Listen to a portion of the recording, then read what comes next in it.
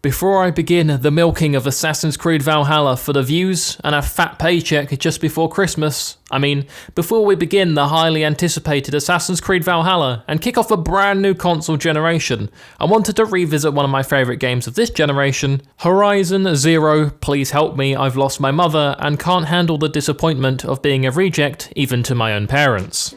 Meet Aloy, our main protagonist, who is a rebellious child because she's an outcast from the tribe and motherless. As you can see, Aloy doesn't really help herself though, as when she tries to reach out to a mother figure, she offers her berries that aren't even ripe yet. If my child didn't know how to pick prime blueberries in the heart of spring, I would abandon them quicker than the Trump supporters abandoned their "Stop the Count" chant as soon as Biden started pulling ahead. Just kidding, I couldn't care less about American politics. It's just funny for once to laugh at another country because the state of my own is an absolute fucking shit show.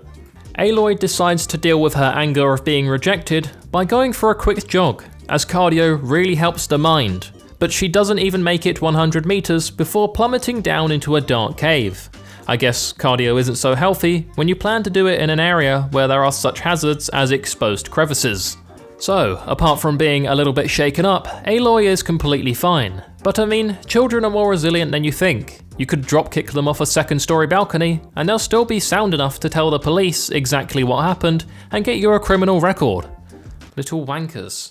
As we explore deeper into the cave, trying to figure a way out of here, it becomes clear that these are ruins of the old metal world. How did I suss that one, you ask? Well, I have an extreme attention to detail, and this looks exactly like an office building to me.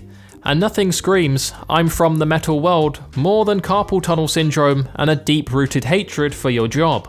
See, Horizon is set in the future, and one of the game's biggest mysteries is trying to figure out what happened to the civilization before, known only as the metal world. Maybe Trump was re-elected in 2020 and this was the end result. I honestly wouldn't be surprised at this point.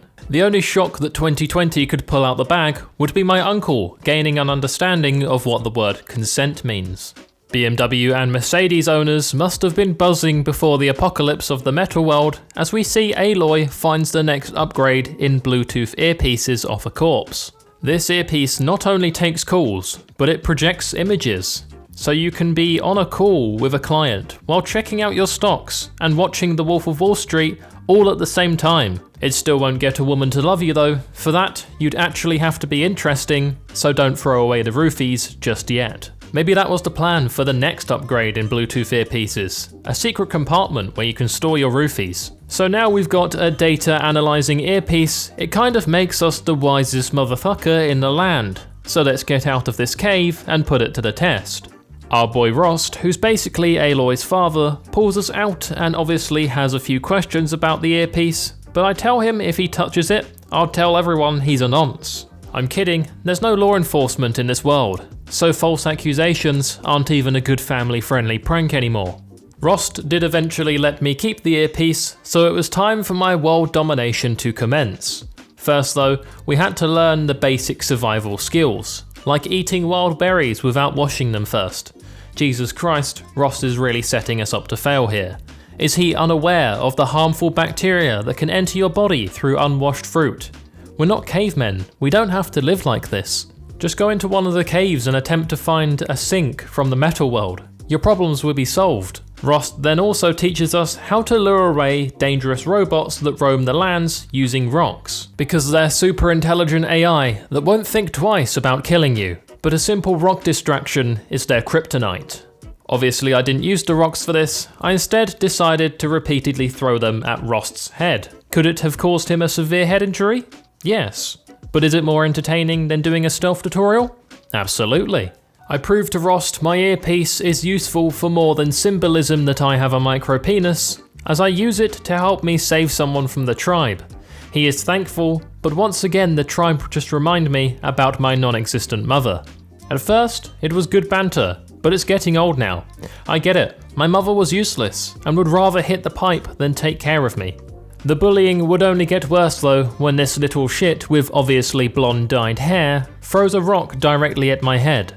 You may say it's karma for doing the same to Rost earlier, but that was just friendly light-hearted banter. This Just makes me feel like I'm straight up not having a good time. I'm given some options on how to respond to this, and obviously when given the choice, I'm always going to full pelt throw a rock at a child's head.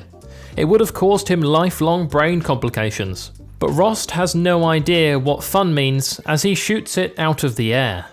Now I'm pissed and want nothing more than to be accepted by the tribe so I can go and throw my rock at that kid's head. But Rost just tells me we're outcasts, and the only way an outcast gets into the tribe is through the Proving, a yearly tournament that would require me to go through years of training before I could even think about participating. So clearly the next step is an epic montage sequence where I grow exponentially as a human and become an absolute beast. The montage, however, starts off with me getting folded in half by Rost, so yeah, not too promising. But with a lot of grit, determination, and a fair amount of Ritalin in my system, we turn from Aloy the motherless to Aloy still motherless, but a little bit older. With Aloy now being over the age of 18, it's reassuring to know that if I make a sexually suggestive joke about her, I won't be cancelled. Obviously I would never make a joke like that about Aloy though, as that's just disrespectful. Rost is majestically standing on a cliff face while the sun sets, so you know he's going to have some bad news.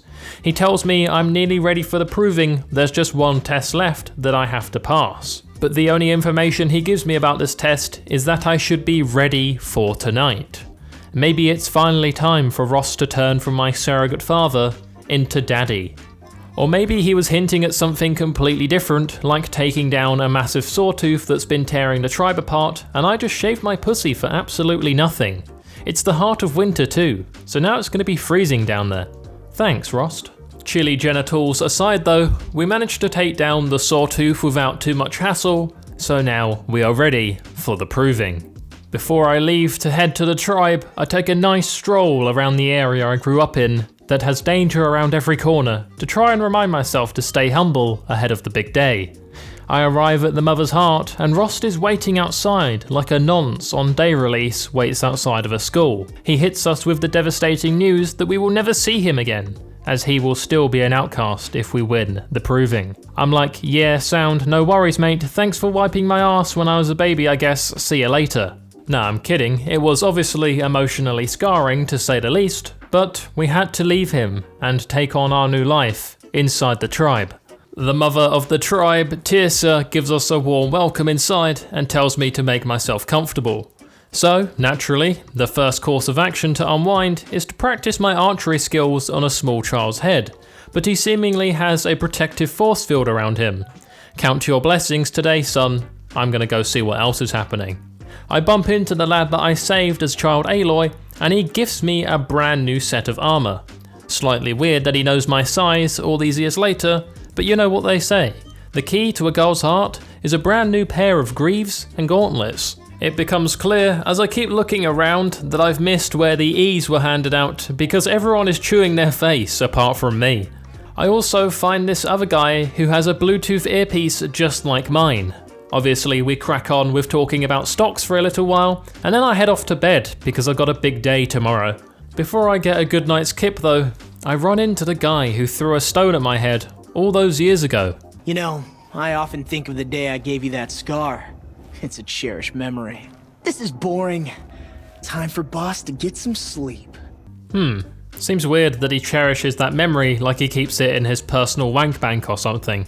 But he also refers to himself in the third person, so you know his penis hasn't grown since that day he threw the rock at my head. So it's the day of the Proving, and everyone's pretty hyped. The montage sequence takes care of most of it for me, but drops me in at the latter stages, and here we are. We've got to kill a grazer and then take a part of it as a trophy, which I do so pretty quickly, but Bost shoots it out of my hands, so I have to get another one, putting me way behind the competition. Bost and his 2-inch penis were determined to stop me, but I wouldn't give up that easily.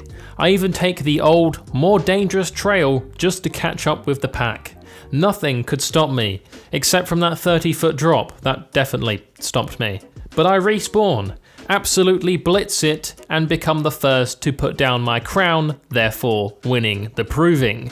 Bost can't handle a woman beating him in a race because clearly he lacked a strong male figure growing up, but before I can even celebrate, the whole tribe gets blitzed by an attack. Everyone's dropping like flies, and thankfully that includes Bost. Not quite as painfully as I wanted him to die, but at least he's dead.